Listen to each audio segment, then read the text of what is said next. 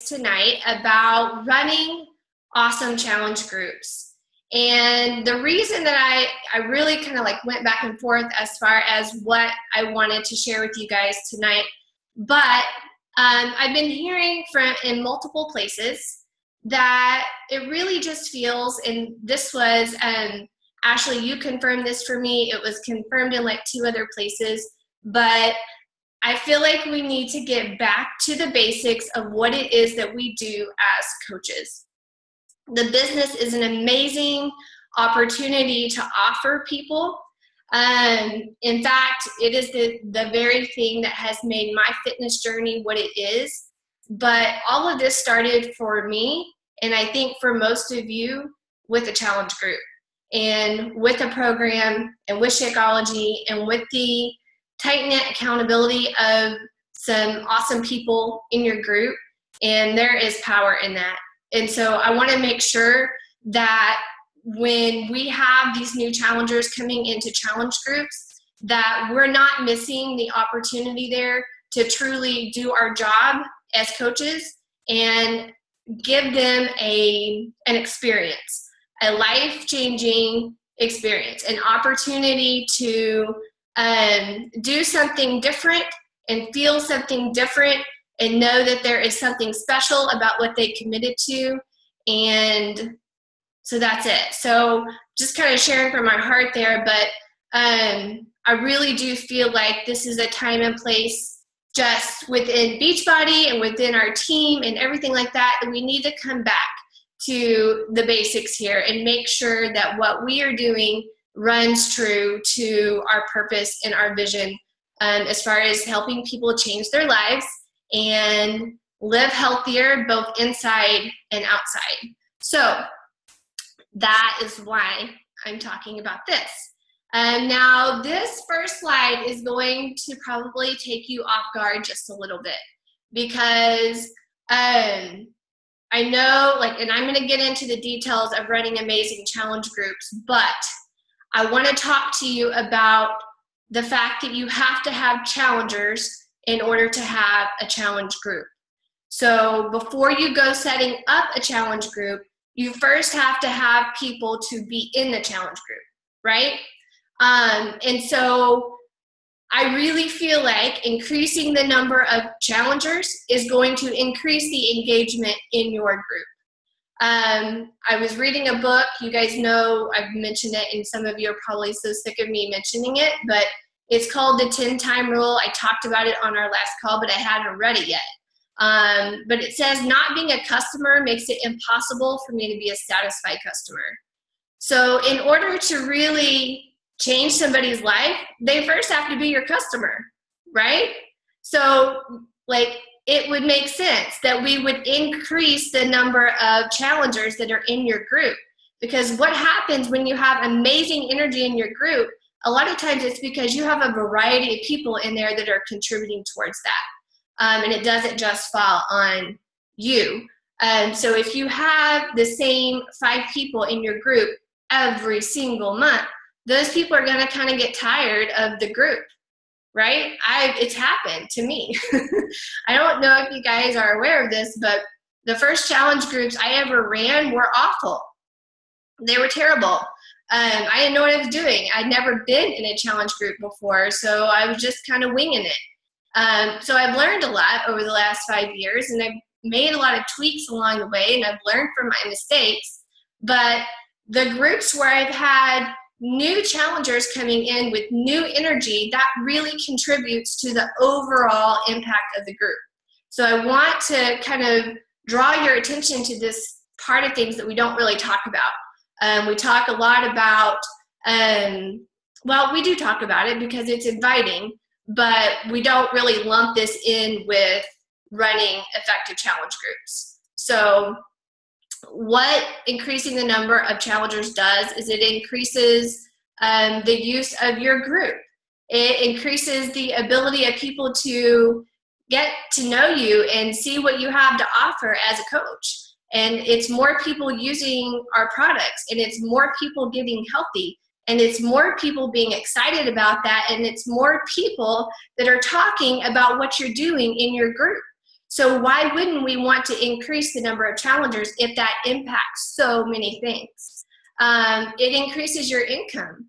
And when your income increases, you get to use that to generate more customers and support your current ones. As a brand spanking new coach, you might not have the income there to run mini challenges and give prizes out. And that's totally fine. You do not have to do that. But as your income grows, there may be ways that you can use that to support your customers in ways that you wouldn't be able to without it. It increases your exposure and it increases the quality of customer that you're attracting. And something magical happens when you attract a certain person that is just like you. Like when I'm looking at like a lot of the ladies that are here on this call, and I'm like, it is so cool because it's like I'm talking to myself, you know, like when I'm talking to Ashley or Tara or Carrie, like those are the three that I see right here on my right-hand side. A lot of times I'm just like, it's like talking to myself because we're a lot alike. And so that's the amazing part about when you increase the number of people that are coming into your group, you also are increasing the likelihood that you're attracting that person that you really are wanting to attract to your business. So food for thought there on that. Know your resources. There are so many resources available to you that I just want to make sure that you guys know about. In your Coach Online office, there are challenge group guides specific for every single program and product that we have. It has a post for every single day, and it has a picture to go with it. So those are great resources. I usually don't use those personally, but there are times where I pull from those. I pull ideas from those or pictures or a post here and there. So don't forget that those are there. We also have things in our team drive. There's a 30-day challenge group curriculum there that I use. So that's a good example of what that would look like so that you don't have to recreate the wheel. There are, if you look in the 21-day fix folder in that same part of our team drive, the meal plans are in there, a blank meal planner is in there, all of these things that you can use for your challenge group and really over deliver as far as value is concerned. And you can pair up with other coaches. I know so many of you do this, so I know how hard it is to bring a large number of people into your group. So I don't want to just like lightly say, oh, just do that and that's super easy. It's not. But if you maybe pair up with another coach and run a group together, or you can pair up with your upline and run that group together, then a lot of times that can create that dynamic that you're looking for that makes the group flow a little bit easier. And then there are scheduling services. So there Buffer, Hootsuite, there's another one called Postcron. There are others that you can use. A lot of times they do cost a little bit, but if you're wanting to schedule things out, then you can definitely utilize that so that you don't have to feel like you got to wake up first thing, post before you can get on with your day. So number 3, this is a really big one and something new that I am talking to you guys about tonight. But there's been a lot of conversation, and I've been really thinking about what is it that like sets your group apart from all of the other groups that are happening on Facebook, whether it's Beachbody coaches or other stuff. I mean, you get added to groups all of the time. And we don't really do that, right? We don't just add people to groups, but I think it's important. You're branding yourself. You need to also brand your group. Treat your challenge group as the product. Yes, we have access to amazing workouts. They are the best at-home workouts. Yes, we have access to amazing supplements and Shakeology and all of that. We have the best tools to give people, yes. But the product is you and your challenge group. That is what you need to be branding alongside of your story. And so this is the really fun part to me, because it allows you to be the CEO of your business. It allows you to be an entrepreneur and think about what it is that you want to do in your challenge group. Like, that's your platform to be as creative as you want to be. So why make it look like every single other thing out there? For a long time, I tried to fit myself into like this certain mold of what I thought a challenge group should look like, and I was worried about adding the faith-based aspect to it because I didn't want to offend anybody, and I didn't want to, like, you know, push anybody away that might need that kind of environment. But what I realized is that's who I am, and that is part of my story, and those are the people that I'm serving. So guess what? I just started running with that, and I didn't really care what people thought. So if they don't want to be in my group, they don't have to be in my group. It was totally fine. And what happens when you do that is that you start attracting that person to you that needs to be in your group and that is like you, and that makes those groups fun to run. So whatever your brand is, it doesn't have to be mine. It doesn't have to be like mine. But I think you will be surprised when you really dig deep and you're not afraid to just brand it the way you want to brand it. And so a few questions to kind of ask you to kind of get you thinking about that, because I think that branding is something that is constantly evolving. So don't put pressure on yourself to be like, oh, I got to think of something real catchy right now. You don't. You really need to just dig deep and figure out, who are you serving? And of those people that you want to serve, that you have a heart for, what problems can you solve for them? So for me, if I'm serving moms, I know they need something quick, and I know they need help with their dinners, and I know they need help with a meal plan and things like that. And so how can I help them with those areas that I struggle with too? And what solutions have I found that works? And how can my group take the products that we have and really make that into something that serves those people? What is the purpose and the vision of your challenge groups? You got to know that. You got to know what the vision behind your business is and the vision behind your challenge groups. And I know this sounds all like, I don't know what I'm trying to get at there, but the vision of your challenge group really has to do with who you're serving, and what it is that you want to accomplish there with that group of people. I know that if I get on the phone with somebody, and even in my emails with people, if you're not using that email invite method that we have, I tweak that every time I tweak the theme of my group. So I'll take it and I'll talk about what it is we're going to do in that group that is not just about fitness and nutrition.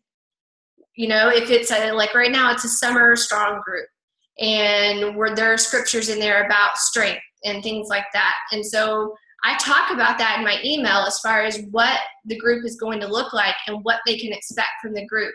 And they can sense probably that I'm excited about that, because I am excited about that. So I encourage you to tweak the name and the theme of your group every so often. I don't really have it set in stone how often I do that, but for me right now, it kind of seems to be like a seasonal thing. So I've been doing the summer strong thing since May. So May, June, July, I'll probably do it in August too, and then I'll probably flip the coin a bit once school starts and fall gets here and do something a little bit different. But it helps me too as the coach, because I've been running challenge groups now for over not quite 5 years, because I didn't start running them right away, but that's a long time to be running challenge groups every single month. So you have to find ways to reinvent those groups and to be excited about what it is that you have to offer people. And so using that creativity there really helps me stay excited about each group that's coming along. And if there isn't a resource for what you want to do, guess what? You should create it. I have a lot of you guys that have said, well, what do you do with a couples group or something like that, or just like a different dynamic? Well, you guys know all of my groups are all women. That is just my niche and my market and who I really focus on serving.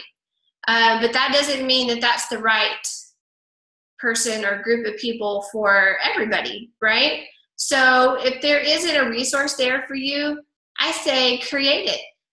The way that 30-day curriculum got typed up is that I was very intentional with a specific group, and I would type out a few days at a time and have those posts ready ahead of time. And then I had it all saved up on a Google Doc. So I didn't just sit down and write 30 days and spend like 2 days doing that. You can chunk it out a little bit over time and then save it and then use it over and over and change it as you need it. Stop blending in, lead with what excites you, and people will follow. And I already kind of talked on that. You will attract the right people into your groups, and that one thing will increase the engagement of your group. And I love this quote by Simon Sinek. He spoke at Summit last year, and it says, people don't buy what you do, they buy why you do it. And so if you're not communicating why you're doing something and treating your challenge group as the product, and branding you and your story, then it's just going to blend in with what everybody else does, right? So each one of you have a story. Each one of you have something very specific that you want to do and people that you want to serve. And all of you have huge hearts. And I know that you want to impact a whole bunch of people.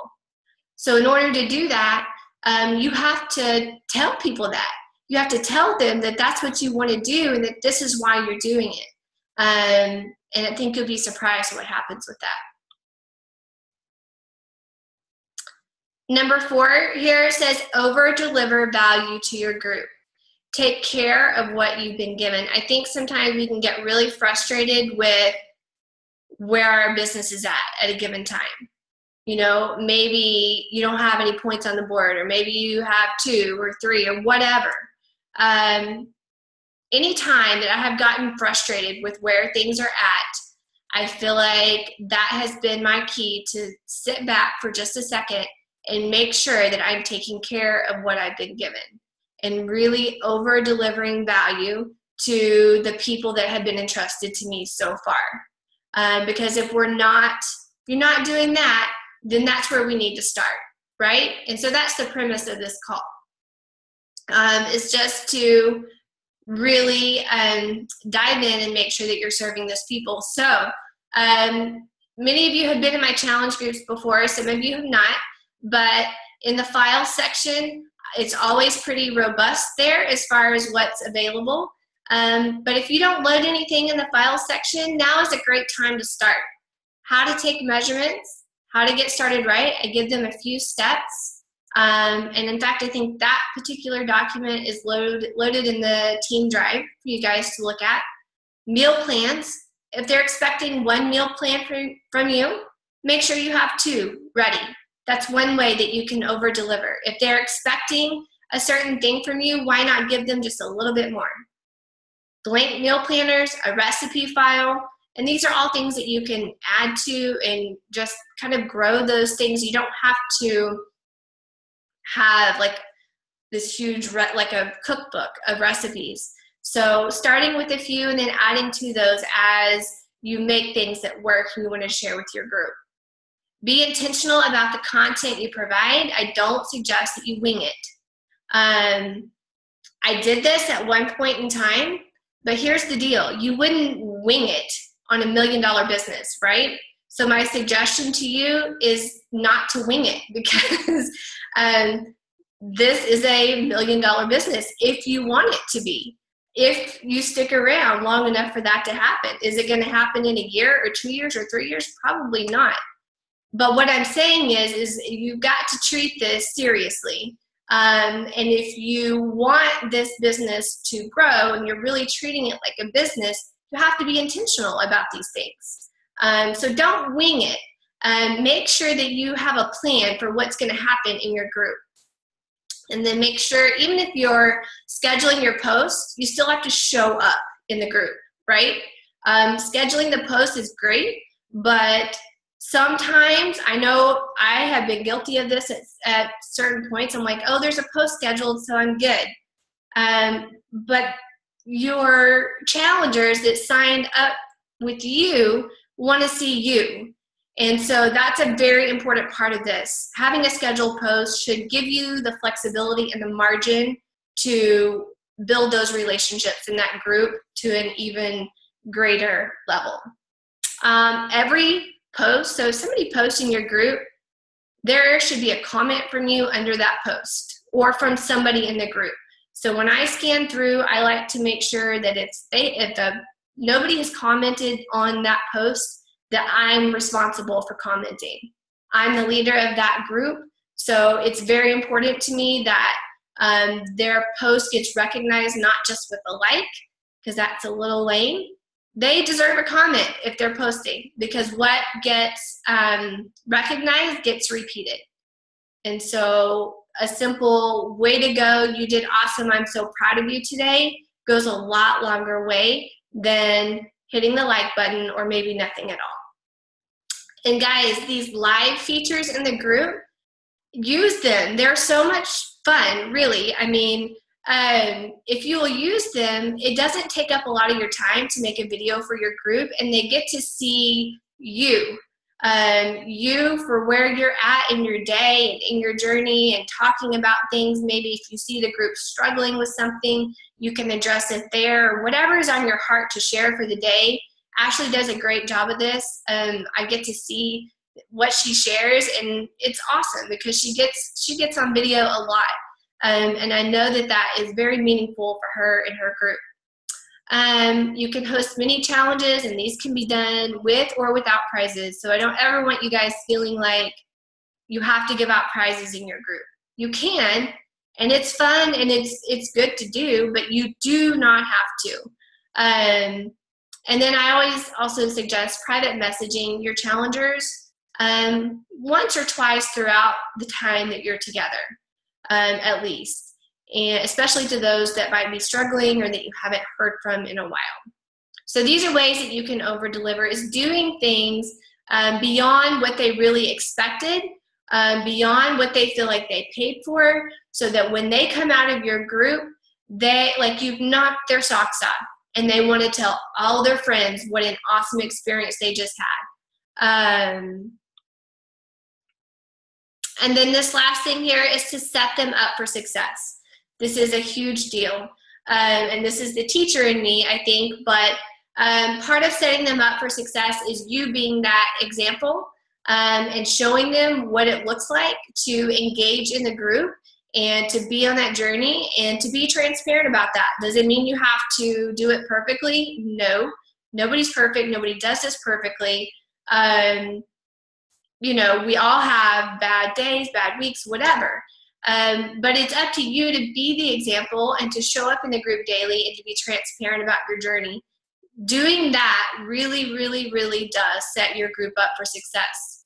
And for those of you that haven't been in my groups before, I'll just kind of outline for you really quick what happens. So I run 30-day groups. It starts with a prep week, and for that whole first week, we are just getting to know each other and doing certain small tasks each day to help us get set up for success for the challenge ahead. And so we might clean out our pantry one day, we might take our before pictures another day, but the assignments are very intentional each day that week. And so that's what prep week is. Really during this week, you want to define engagement from the very beginning. So don't just say, hey guys, I need you to check in. You need to tell them exactly what to do. So I will say, okay, so it doesn't count to just stalk the group, and we can see that you've seen the picture here. So you have to make a comment.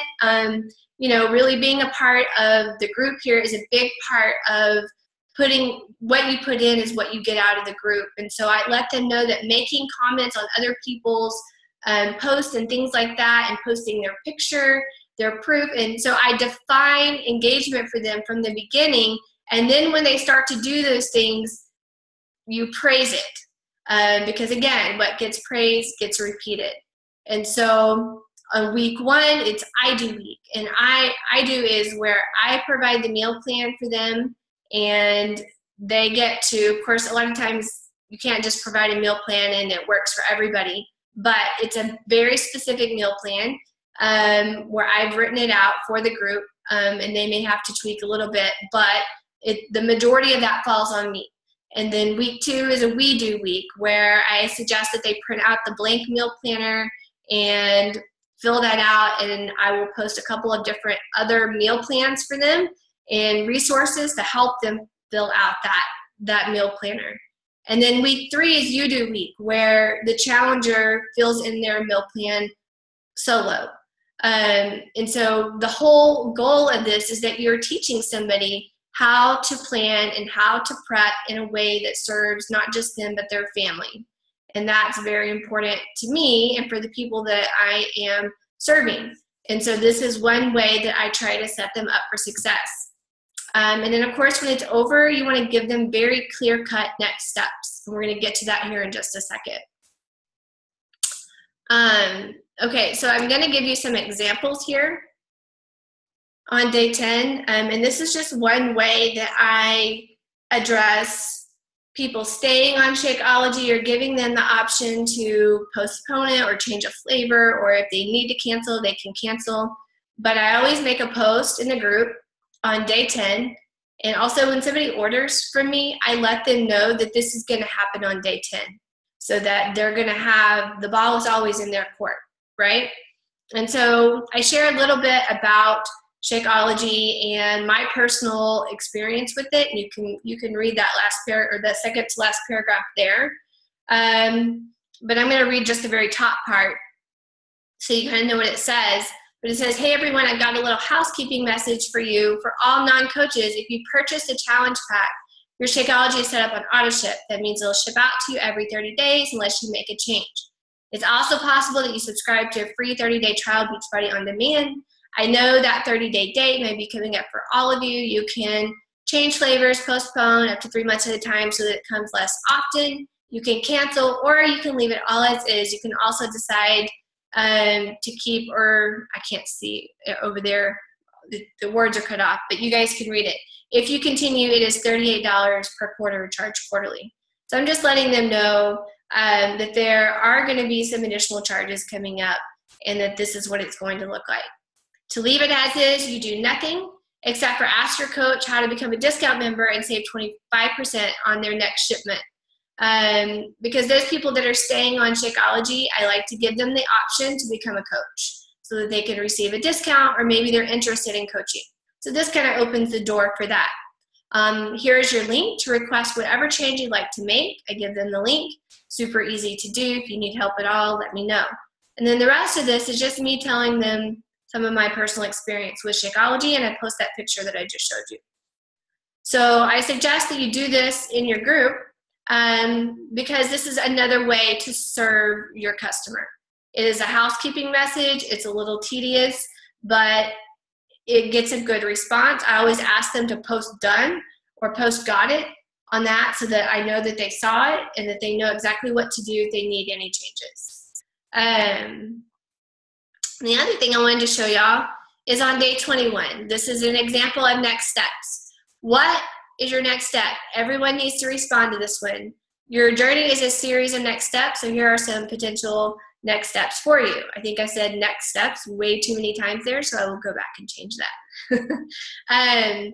So here are their options. You do another round and hang out with us for 30 days, do another round, but you're ready to start a new program, grab some girlfriends, earn some income, and help me run next month's group, or maybe it's something different altogether. Next month's group is getting set up as we speak. If you can show up in the group daily, push play daily, eat clean most of the time, drink your Shako, here is your link to the next group. And so I cut each group off at 30 days and start a new one, and that's how I do it right there. So I know that was kind of fast because I know we're going over as we usually do, but those are a couple of different ways that you can really communicate expectations and set your customers up for success so that they have a positive experience from day 1 to day 30. Really, this should say day 30 there.